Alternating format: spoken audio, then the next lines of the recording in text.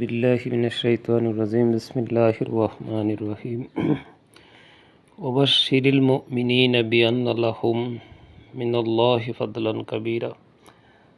আর তুমি তাদেরকে সুসংবাদ দাও যারা ঈমান এনেছে তোমার প্রতি, তাদের জন্য আল্লাহর পক্ষ থেকে রয়েছে বিরাট অনুগ্রহ। সুবহানাল্লাহ। অন্য আয়াতে আল্লাহ বলছেন, লিউআযযিবাহুমুল মুনাফিকিনা ওয়াল মুনাফিকাতি ওয়াল মুশরিকিনা ওয়াল মুশরিকাতি ওয়া ইয়াতুবাল্লাহু আলাল মুমিনিনা ওয়াল মুমিনাতি ওয়া কানাল্লাহু গফুরার রহিমা।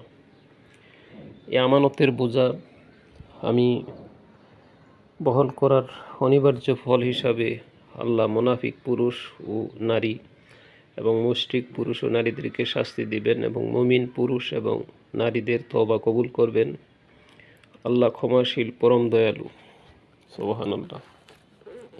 আল্লাহ তাআলা এমনিভাবে বিভিন্ন খুশখবরি দিয়েছেন বিভিন্ন জায়গায়। বেশিরভাগই আল্লাহ বলেছেন রহমানুর রহিম, গাফুরুর রহিম। আল্লাহ তাআলা ক্ষমাকারী, পরম দয়ালু। বিভিন্ন আয়াতে এমনিভাবে খুশখবরি দিয়েছেন। আমানতের বিরাট বোঝা আল্লাহ তাআলা পাহাড় পর্বতের কাছে পেশ করেছিলেন। অন্য আয়াতে কুরআন শরীফের এমনিভাবে বলা হয়েছে, কিন্তু পাহাড় পর্বত সব কিছু অস্বীকার করেছে, কিন্তু সেই বোঝা মানুষ মাথা পেতে নিয়েছে। এই জন্য আল্লাহ তাআলা এখানে বলেছেন যে দুইটি আয়াতের সমন্বয় করলে যে ইমানদারদেরকে আল্লাহ খুশখবরি দিয়েছেন, ক্ষমার কথা বলেছেন, তাদেরকে জান্নাতের সুসংবাদ দিয়েছেন, এবং মুনাফিক পুরুষ, মুনাফিক নারী,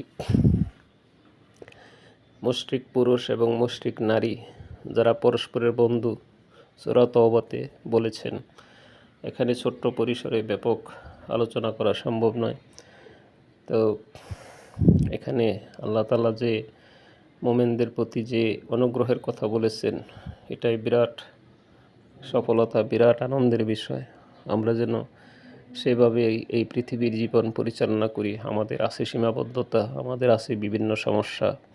এই সমস্যার ভিতর দিয়ে আল্লাহর অনুগ্রহ তালাশ করতে হবে, আল্লাহর কোরআনের পক্ষে থাকতে হবে, কোরআনের ছায়াতলে থাকার জন্য আল্লাহর কাছে সর্বদা অনুনয় বিনয় করতে হবে। আল্লাহ তাআলা আমাদেরকে সবাইকে কবুল করুন, পৃথিবীর প্রতি রহম করুন। এই জঞ্জাট বিক্ষুব্ধ পৃথিবীতে যে অশান্তির বন্যা বয়ে চলেছে, আল্লাহ আবার শান্তি দান করুন। আমিন। আসসালামু আলাইকুম।